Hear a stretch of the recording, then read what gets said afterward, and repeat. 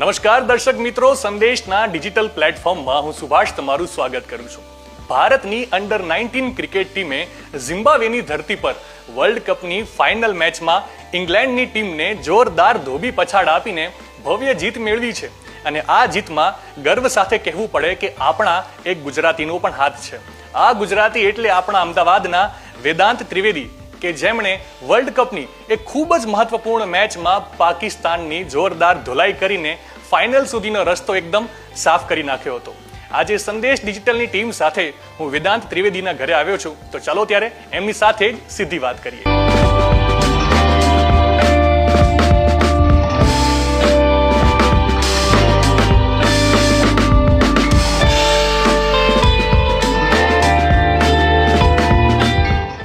વેદાંત, મારો પહેલો સવાલ એ છે, અને એકચ્યુઅલી આ સવાલ મારો નથી પણ આખા ભારત વર્ષનો છે, ગુજરાત વાસીઓનો છે અને અમદાવાદીઓનો છે, કે જ્યારે તમે પાકિસ્તાનની બેટથી જોરદાર ધોલાઈ કરી ત્યારે તમને કેવું લાગ્યું હતું?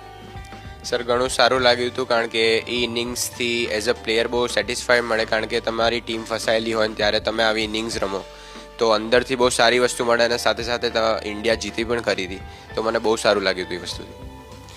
મારો બીજો સવાલ એ છે કે ટ્રોફી જ્યારે હાથમાં આવે છે અને તમને એ અહેસાસ થાય છે કે હવે અહીંયાથી આ મુમેન્ટથી હવે બધું જ ચેન્જ થઈ જવાનું છે, એ ટ્રોફી જ્યારે તમે હાથમાં લીધી ત્યારે તમારો અનુભવ કેવો હતો એ થોડું વિગતવાર.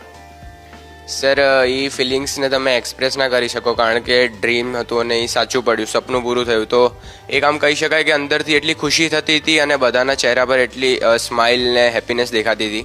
અને સાથે સાથે અમે લોકોએ ડ્રેસિંગ રૂમમાં પણ એટલું જ એન્જોય કર્યું. અમે લોકોએ ડાન્સ કર્યો, નાચ્યા ગાયા અને બહુ સારી પાર્ટી પણ કરી. જી બિલકુલ. અને જ્યારે તમારું આ ટીમમાં સિલેક્શન થયું એ વખતે તમે ક્યાં હતા, તમને કઈ રીતે આખી વાત જાણવા મળી અને એ વખતે તમારું રિએક્શન શું હતું? સર, વર્લ્ડ કપમાં નામ આવ્યું ત્યારે હું અને પપ્પા આઈ થિંક અમે બહાર જતા હતા, કારમાં હતા, અને મને આઈડિયા હતો કે 1-2 દિવસમાં ટીમ ડિક્લેર થવાની છે. તો હું વાળી ઘડીએ સોશિયલ મીડિયા ચેક કરતો હતો, અને જ્યારે ટીમ આવી તો હું અને પપ્પા, ઇવન મારી ફેમિલી પણ, અમે લોકો બહુ ખુશ થયા, કારણ કે પ્રાઉડ મુમેન્ટ હતું. વર્લ્ડ કપ મારું ગોલ હતું શોર્ટ ટર્મ, અને એ પૂર્ણ થયું, તો મને એ વખતે બહુ સારી વસ્તુ અને ખૂબ પ્રાઉડ ફીલ થયું હતું. સાથે સાથે અમે લોકો બધા ફેમિલી મને મળવા પણ આવ્યા હતા, અને રાત્રે મને ઊંઘ પણ નહોતી આવી. જી બિલકુલ, એ બહુ સામાન્ય વાત છે કે જ્યારે તમારું સિલેક્શન થાય છે ત્યારે ઊંઘ ન આવે, એ બિલકુલ સ્વાભાવિક વાત છે. બીજો સવાલ મારે તમને એ પૂછવો છે કે જ્યારે તમે પાકિસ્તાનની ધોલાઈ કરી રહ્યા હતા એની અમુક મિનિટો પહેલા તમારું એ જે અનુભવ જે હતો, જ્યારે તમે વેઇટિંગ એરિયામાં બેઠા હશો, વેઇટિંગ રૂમમાં બેઠા હશો, અને ત્યારે શું તમને લાગ્યું હતું કે આજે મને ચાન્સ મળવાનો છે અને આજે હું ભૂક્કા બોલાવવાનો છું? સર, અમે લોકો ડ્રેસિંગ રૂમમાં હતા, તો હું જેમ મેચ પહેલાં કોઈ પણ મેચ હોય